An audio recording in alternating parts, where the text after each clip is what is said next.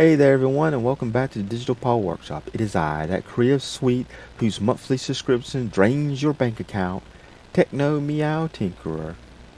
And today, for the new year, I'm going to cover the programs that I'm using that are Adobe alternatives in 2025, with the exception of one. So I'll let you know that right ahead of time. And why would you want this? Well, if you're like me, I don't like paying monthly subscriptions if I can avoid it. I mean, you already have to pay light bill, water bill, your internet monthly. That's kind of understandable. But when you got a program downloaded on your computer, I don't see the need of paying a monthly subscription or the benefit that comes from a monthly subscription. And if you also do not have the cash for these programs or a monthly subscription, these free alternatives will be helpful. Now, let's log on in. So the first one I want to cover here is the alternative to Adobe Photoshop. Now we know Photoshop, it's been around forever. It's become an adjective where we say, well, that picture's been photoshopped. And we all know deep fakes, we all know people's profile pictures here and there that have been photoshopped where they make them look skinnier or cooler or just some special effects. So my pick, for those who haven't followed the channel, is spoiler Krita. Krita is a free photo editing program. I like it. It does pretty much most of the stuff I needed to do. There's been a few little things here and there that I found that it does not easily do, or you have to kind of go a long way about doing it. But then again, I don't use it for much other than a few little things. I use it to create the thumbnails for my video. Occasionally some imagery, I think, for the background I might have used here and there. Now I have used it for drawing, so I do use it for that. And I've used it to create some memes here and there as well. Why? Don't you all create memes? But for now, it does have ability to load AI. It don't come pre-packaged with AI. And I tried one time, I couldn't get it to work, so I uninstalled it. And I one day may try to reinstall AI back into Krita, because why not use a tool that makes your life easy? So the next one on the list we got here is alternative to Premiere. Now I used to use Premiere. I don't remember what version it was. It was one that was given to me. As you probably find out, either I've acquired by someone just giving me an old copy of their Adobe, or that's basically, I think I might have bought that. I might have bought Illustrator off of the disc off of somebody. But I have used Premiere.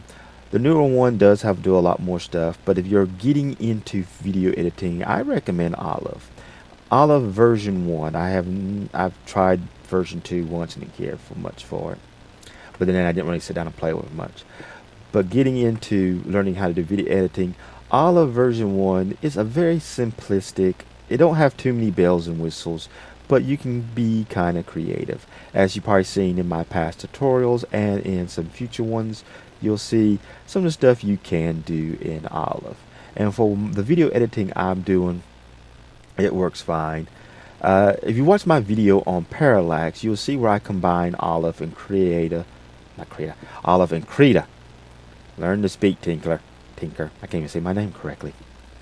Anyway, you learn where I combine the two to create a parallax effect of animation.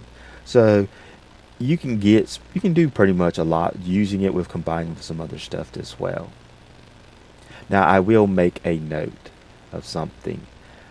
I do not know why, but for some reason on certain systems, Olive Video Editor will not show the video. I don't know why. For example, is I loaded on my Dell computer, and even though an MP4 file will play just fine on the Dell, when I import it into Olive, I get no picture in the view screen, and when I render out, I have no image. I have audio, but no image. I do not know if it's because I have not checked to see if the CPU has integrated graphics, if that's the reason. I have done some research, not much. Most of everything I come across, everybody talking about you have to get into coding. I'm not interested in getting into coding right now. So if you download it and you don't get a video image when you import a video file, you may have to check into that. I might have to put a graphics card or replace the CPU depending upon whether it's integrated graphics or not. I don't know. But I do have Clendive. Now, I have not experienced Clendive, but it is another free program. There's a few issues I have had with it. Not so much as crashing, it's just where I can just bring an MP4 on into Olive just fine. Clendive has to do sometimes a conversion of some for some weird reason. I don't know. It does have a few things I've seen that I do kind of like better than Olive, so but I use it only to clip out a few things and render so I can work on my own computer because Olive works fine on my main computer. It also works fine on my HP Pro Desk that I use for my media for watching on my TV. And because I'll use that sometimes to render stuff out as well. So I'll have two computers rendering videos while I'm working on my main one. But so that's basically the program I'm using with a backup depending upon what you do. I may dive into Clendive a bit more and do some tutorials on it for those people, but for the most part I use Olive. Now the next programs, or at least some of the next few ones, I have not used the Adobe version, and the first one is Adobe After Effects. Far as I can recall, I never used it. I think my college graphic design lab just did get After Effects as I was graduating. So the teacher that was over it was in the process of trying to learn it himself to create lesson plans. So I didn't get a chance to play with it. Now, as far as I know, there is no direct alternative to After Effects, but a popular one that can create effects that people use is Blender. Blender does have a lot of modifiers and features to create different effects. I've seen people do fluids like water pouring or other fluids for y'all who like to do the 18 plus content. I did see like stuff exploding, breaking apart, shattering. I did use the what was it? It was a modifier where I was trying to create the bed spread for that Transformers room, not bed spread, the bed sheet, I should say, or it could be a spread. So you can create certain effects. Now you can also do other effects using, like I did with the parallax effects, combining Krita with Olive. Krita does have some animation features, so you might get away with doing some effects in there. I have not played with those, which that's going to lead me into my next Adobe product I have not used, but I have a free alternative. And that is Adobe Animate. It's another one that I have not used, but they do have alternatives out there, and I've seen them, but I have not delved into them because right now, Krita and Blender both do animation, and even with Olive, so I can kind of create my own animation as is. I would have to delve into some of the alternative animating programs to Adobe to see if they make certain things simple or and more efficient than Krita and Blender for me to want to adopt them.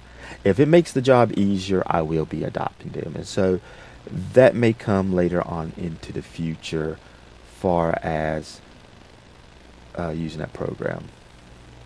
Now the last program I have not used from Adobe is their Audition.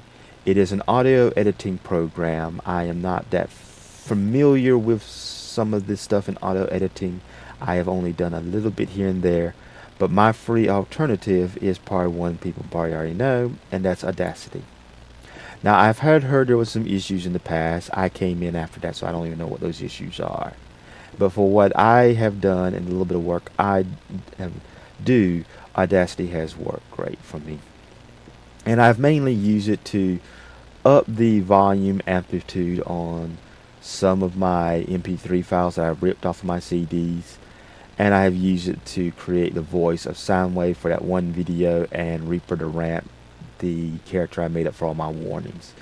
I will probably dive into it later as I want to create more characters for my channel here, especially when I start actually producing animated scenes. I'll probably need to get in there because I can only voice so much with what I got, and so I might have to go in and tweak my voice to create certain character voices.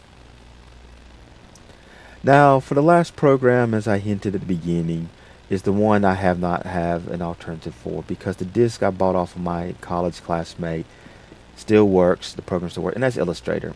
And I really don't do much with it. There's occasionally I will do, as you see from my Mega Man diorama, the ice theme, I went in and I kind of created a few little features right quickly for the diorama, and that's about all it is. The vector graphics are nice. I like them because it's usually cleaner lines, less pixelation, but I have not had much use of Illustrator in these days other than to create the odd objects. So I haven't had the need to look for any alternatives. Now, that's not to say I won't be needing things, because vector graphics can come in handy for a nice look, and depending upon how I want to animate a scene, I may need to choose it. So either I'll still use Illustrator, or I'll look into some alternatives that may provide, again, simple and efficient way of doing stuff. Because while doing things the long hard way, you do learn stuff. In this modern age, being able to do things quickly and efficiently and is simple to pick up is what you kind of need in today's age if you're trying to make a living doing work for people. That's one reason I like AI. It can make work simple as soon as I can figure out how to get it to do what I want it to do. Yeah, I have not learned how to really proper the settings, and some of the tutorials I have followed have not been as helpful, but I haven't either sat down and played with long, because it does take a little time to render the stuff out on my computer.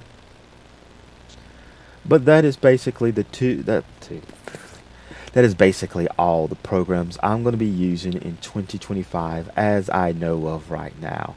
Things may change, I may learn something new, maybe come across stuff, and if I do, I'll try to share it with you. Because after all, this channel is to promote creativity and to have fun doing it. But if you like my content and you want to help support the channel, please like and subscribe and share this video with anyone you think might find it interesting. Have a blessed day.